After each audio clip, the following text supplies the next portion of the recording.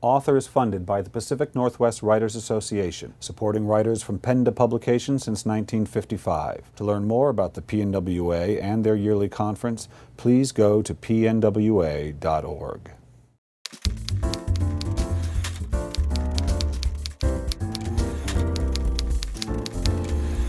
Hi, this is Bill Kenower of Author Magazine, and we're here at Third Place Books in Lake Forest Park with Amy Chua, author of Battle Hymn of the Tiger Mother. Welcome to Author. Thanks so much for having me, Bill. So, Amy, let's start with what your actual job is, and what your job still is, before you became a lightning rod.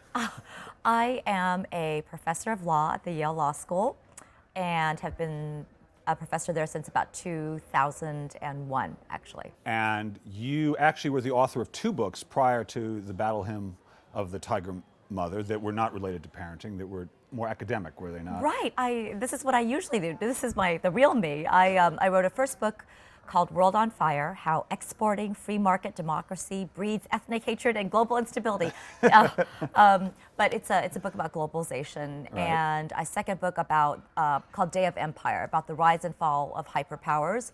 And both those books, each book took like 8 years of research. Wow. And by contrast to this book, which I wrote in 2 months.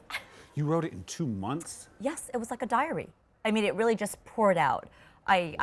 I'm a writer's block person, but in this case, this book, it really didn't come from the same place as the two other books. And I wasn't going to publish it. I mean, it was just like this. Oh, that wasn't even your ambition to begin with it? No. I started writing the book, as you know, I really began writing this book in a moment of genuine crisis. So I was trying to raise my own two daughters the same way that my very strict Chinese immigrant parents raised me. That's because even though my parents were crazy strict, now as an adult, I adore them, and I feel like I owe them everything. Okay. So I thought, okay, I want to do this with my own two girls because it works so well. And with my oldest daughter, things went very smoothly. She was an easy kid, and I thought, parenting is easy. What's the problem? And even when you were describing raising her, it didn't sound easy to me. But okay, so comparatively. Then you met Lulu. Then I had my second daughter, Lulu, who is very similar to me in personality, which I think is part of the issue. We're actually very close, but we have locked heads since day one. And she basically resisted this kind of parenting. And I don't know if you picked it up or not, because it's, but the book is supposed to be funny. I mean, the first 2/3 of the book are these zany showdowns where Right. she's always calling my bluff. But I wrote the book because at 13, Lulu rebelled in a very non-funny way. I mean, she got incredibly angry and alienated. And I think it's a universal story. I think it's adolescence. Sure.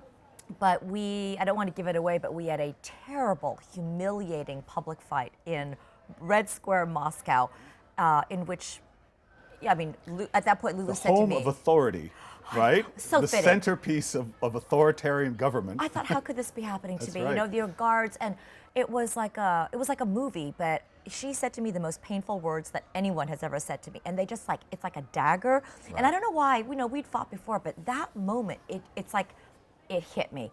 And I suddenly thought, oh my God, I might lose my daughter. Right. And when I saw it that way, I just thought, oh, no brainer, I gotta change. Right. Time to change. And I actually, this is kind of weird, but I kind of changed cold turkey. People don't know, you published the book, and it's kind of under the radar. It's a small memoir. It's not, and then Wall Street Journal comes. And so what happens? The Wall Street Journal excerpted some parts of the book from the very opening, basically like the most provocative, no play dates, no sleepovers, only the Right. piano or violin. And then the crucial thing is they put the headline on, Why Chinese Mothers Are Superior. I never saw that headline. I mean, I literally opened the newspaper and I thought, oh my God, Right. because it's the opposite of the cover. On the cover, it actually says this was supposed to be a book about, great Chinese parenting, but instead it's about how I was humbled by a 13-year-old. So there I am, and suddenly I started getting 500 emails a day. Yeah. They were really angry emails. Well, I have some theories about that. I'm curious, and one of them, I will tell you, this was one of the hardest books I've ever had to read in my life. And the reason is, not because I have kids, but because while I was raised by not a tiger mom, Yeah. I call her a panda mom, probably, but I have one in my head. And I've lived with her all my life. You're so, oh, in Myself. Oh. And it has been my life's work to silence her so I can go do what I want to do. Really and so, interesting. But the argument of the tiger mom is very compelling. Yeah. And I think everybody has to deal with it, whether you raise, however strict you are within themselves. So I meant in this book to raise questions, not answer them. Although I do have a point of view for myself. But for example, what's the best way to instill self-esteem in children? I think it's a real question, and it's probably different answers for different people. I do believe myself that you can't just say you're the best, you're the greatest, and that's going to do anything. I don't think that builds real inner strength. And I do believe that that self-esteem, real self-esteem, has to be earned. Now, you did that on your own, and I also believe in these virtuous circles, which is, I have a line like, nothing is fun until you're good at it, Well, and so much about writing, this is one of the challenges of it, is, and if you're, say, wanting to be a professional fiction writer, is you have to get good at it. You have to improve your craft, but it's difficult to do that if you don't enjoy the process. Oh, so much. You can't just wait to enjoy it once you're good. That is, in a way, I think that's the message of the book. I think it's actually great if you could instill in your kids an ability to not give up, and to kind of have a work ethic. But then the lesson I learned is you want them to apply that to something they love, and it may not be what we pick, right? And but that's really the lesson. I mean, if people say to me, if Lulu said now, I want to go be, an actor, right? And what would you say? And I know the answer. First, I would say, are you serious, right? Like, I mean, I don't want, if you're frivolous, like you just want me to buy you something and take you somewhere. Right. No, I'm not that kind of a parent. And secondly, are you going to be committed to it, right? Because I'm not going to just but if the answer after probing is yes, this is what I love, I would support it. The struggle of the tiger mom is one of control. What can I control? What can't I control? And you can't, no matter what, I'm sorry, you can't actually, even if the child obeys you, they choose to obey you. I love it that you got the book. I have to tell you, it's the first time I've been able to talk about some of these issues, because the level of conversation has been so low, about burning. They're just angry. Yeah, and I always wanted to talk about these kinds of issues, and I even say at one point that when I'm realizing I have to give up, I realized what the violin symbolized for me. On the one hand, it symbolized depth as opposed to just, mass, small consumerism, Right. But it also symbolized a form of control. Right, in a form of hierarchy too, like respect for elders. And at the end, I'm even struggling in the last scene, right? Because it's like right to the end. It's right tough for you. to the end, because it is that balance, right? You don't want to be able to. I don't think we can control nothing, but there's so much we can't control.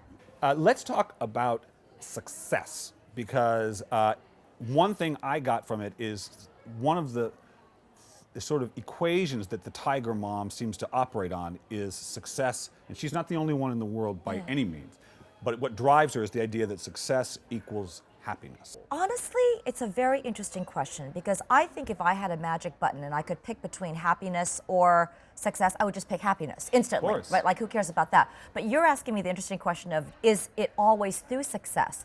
Right. And I don't think it's always through success. For example, I do know people who maybe by conventional standards aren't successful, and I know that they're happy. Right. And often they're just like kind of interesting people who garden or who build things, or they're artists and things. But I also think we can't oversimplify it the other direction. No. In other words, I don't think that you can say, like, if you're trying to be successful all the time, then you can't be happy. No, not right? at all. Because it's such a complex equation. And I think it's always looking for that balance. Like, I think if you're obsessed with success all the time, I have to say now, I think that's actually a recipe for unhappiness. That's what I think. I would agree 1,000%. Yeah, I think it's a recipe for unhappiness. But where it gets more subtle as a parent is that I have seen, just elation and just confidence and joy in my children when they, quote unquote, we can call it succeed or not, but it's like Right. when they play the Mendelssohn just like they wanted to. It's actually incredibly fulfilling. So that's why I is. feel like, this is the conversation I want to have, right? Why does it have to be black or white? Like, oh, you don't care about your All right, kids' why happiness. is it black and white? So this is the question. Yeah. Here's my question to you. If everybody hates you, right? Why is everybody reading the book? Okay, my own thoughts are that parenting is incredibly personal, and that you just touch a raw nerve no matter what, right? So it's not that everybody is a parent, but everybody also had parents. So for many people who reacted very strongly, maybe they had had a bad experience with their own strict parents. But I think it is that we all feel enormous insecurity about parenting because, you know, you don't get a report card, right? You, like, even if it seems to be going well now, what are they going to think of us 20 years from now? No. Right? It's You'll get the therapy bill, right?